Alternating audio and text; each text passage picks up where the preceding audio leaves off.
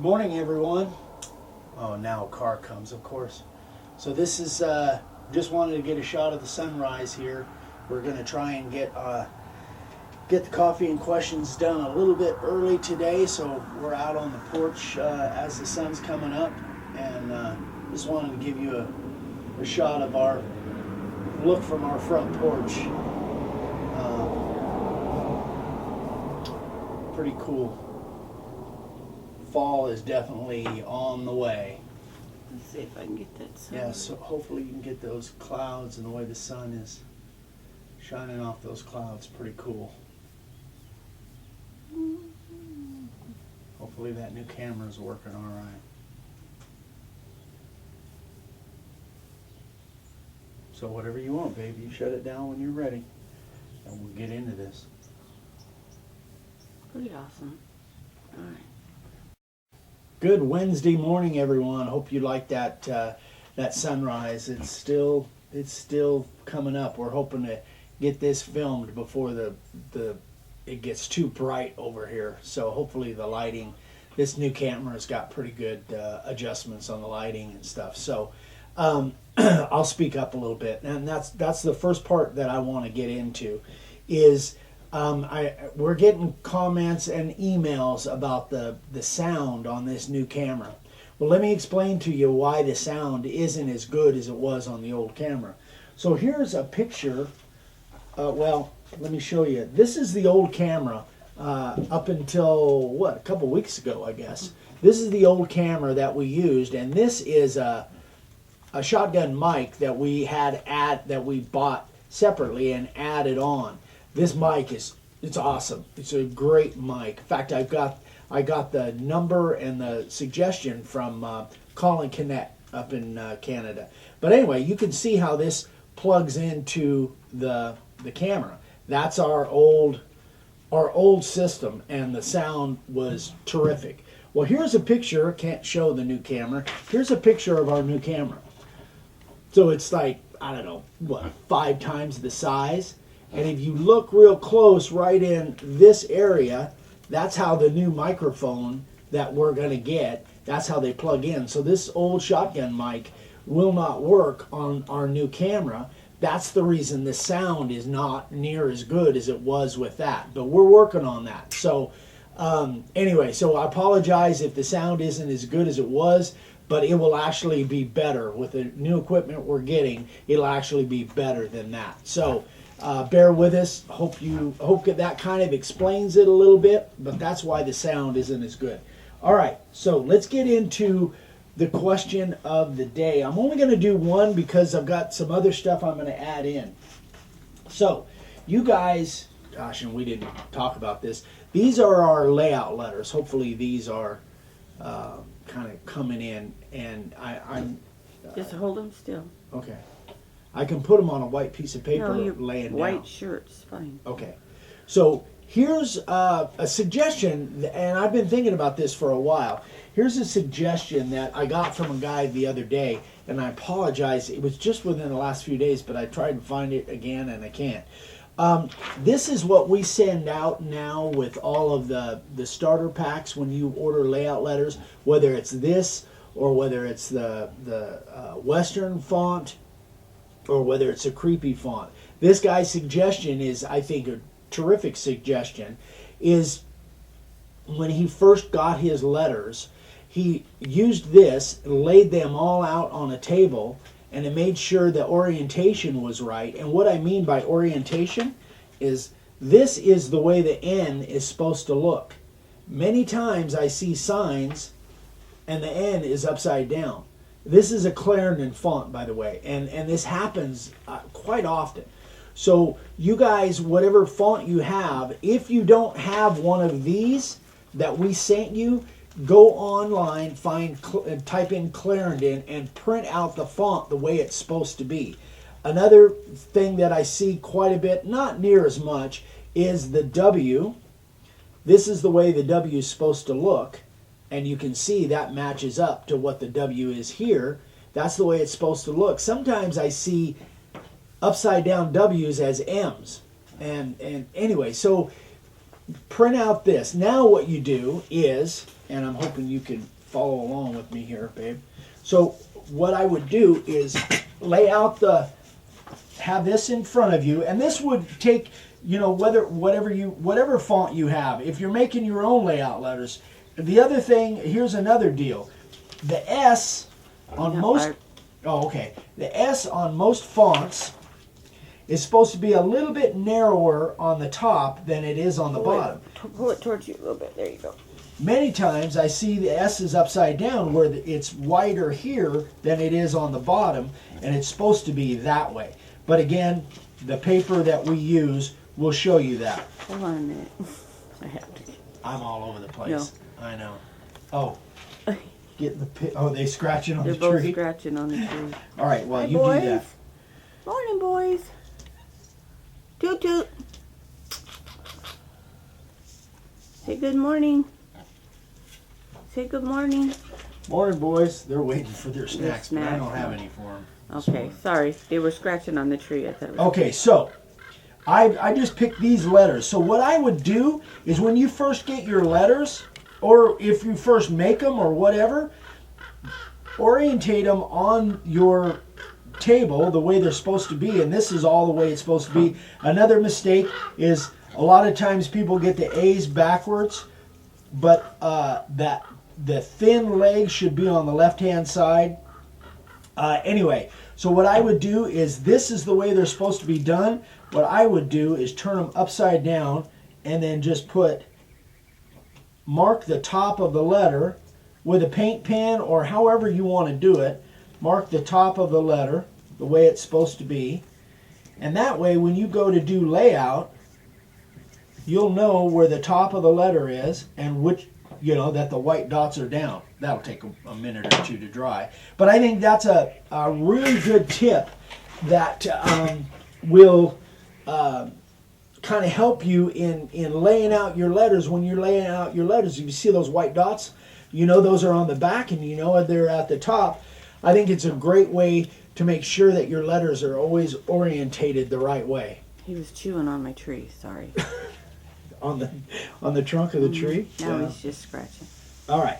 So anyway, I wanted to kind of clear that up. So whether you get letters from us, whether you scroll saw them yourself, if you're printing them out and then gluing them on the paper, or gluing the paper on the board, you really don't have that. Are they just doing funny stuff back there or what? Are you on? You got that? Perfect. It's right behind you. I can't Yeah. help it. Well, this is a much wider Yeah. angle than our other camera too, so that's terrific. That's great. Stop chewing on my tree. So anyway, I hope that helps because and as you guys get into sign making, this is really common to make those mistakes of having the letters backwards, upside down, whatever. I used to do it all the time when I first started. Over a period of time, and what really brought it home to me this morning is I'm making that creepy font. I don't have the printout, but you saw it the other day. Oh, here it is, the creepy font. And I'll tell you what, man, these things are really tricky. So it kind of brought it to my mind, because this is I really had to. I printed this out, and I really had to look at it to see what was the difference between the O and the Q and the O and the 0 and just different things. So anyway, here's our trick or treat sign. By the way, don't forget, make a comment on last Monday's, 2 days ago. Make a comment on there if you want to win this, because we're giving it away next Monday. All right, so that is it for that.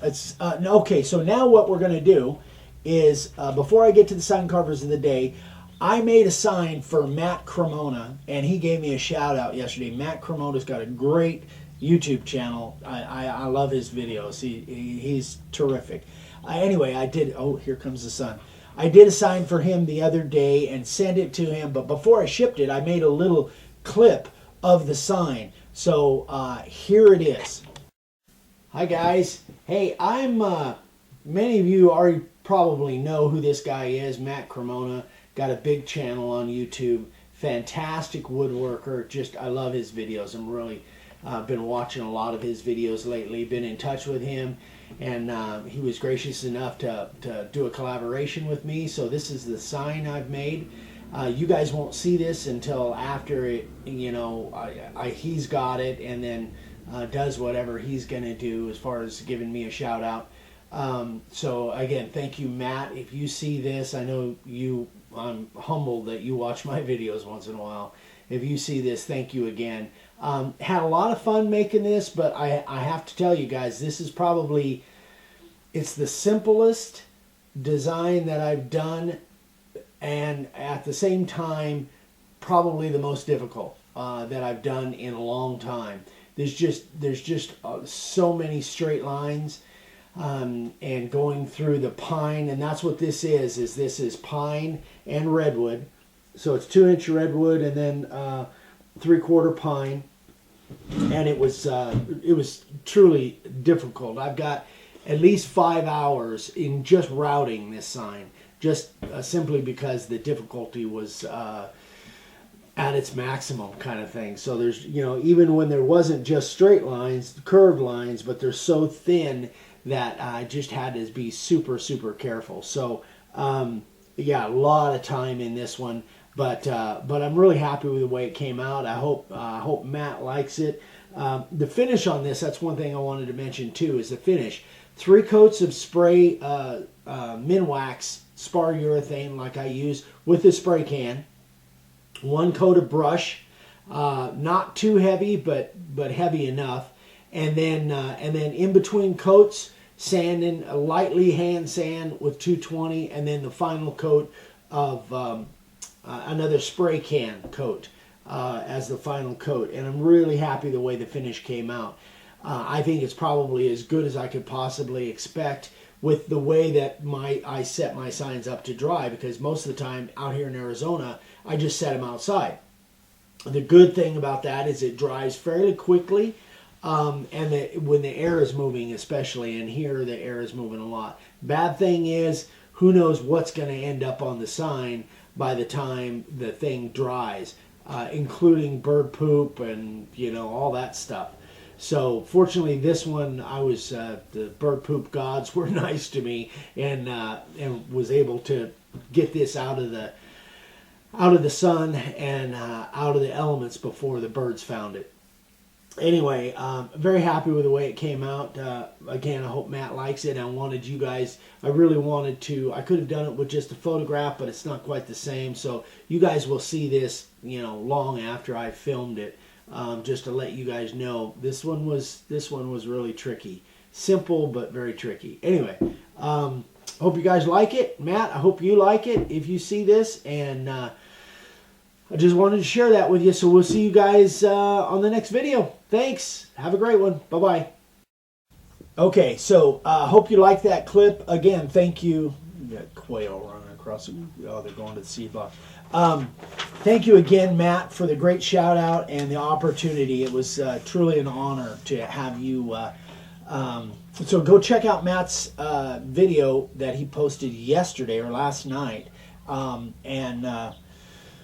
You can see the shout out that he did for me, but if you guys watch, many of you already watch Matt anyway, so you probably have already seen it. All right, so sign carvers of the day, Joe Collar. This one's really cool, and he's a scroll saw guy. So I think he got that pattern from one of the scroll saw sites, maybe Steve Good or one of those guys. That's cute. Yeah, it's very cute. Great idea for a Christmas gift, or a Christmas niche for people that are into that. And here's another thing that I think would be a great idea for Christmas. Jim Peranto makes great signs, but he came up with kind of last Christmas we did a Christmas tree based on Vicky's design, and it had little pin lights in it that they light up. And this is his take on that. So you probably can't see it, but in the bodies of the snowmen here, there's lights poking in from the back side, some of those little lights. So it's really cool the way he did this. And again, you guys need to start thinking about Christmas. Christmas is going to be your best season if you're doing this to sell stuff or for gifts or whatever.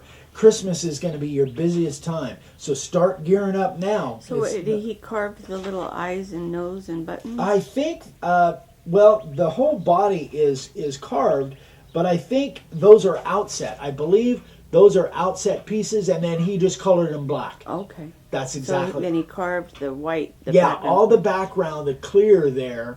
There's like a border, and then this is all background. I hope I'm pointing at the right Yeah. spot. And then the eyes and buttons are, and I think the nose.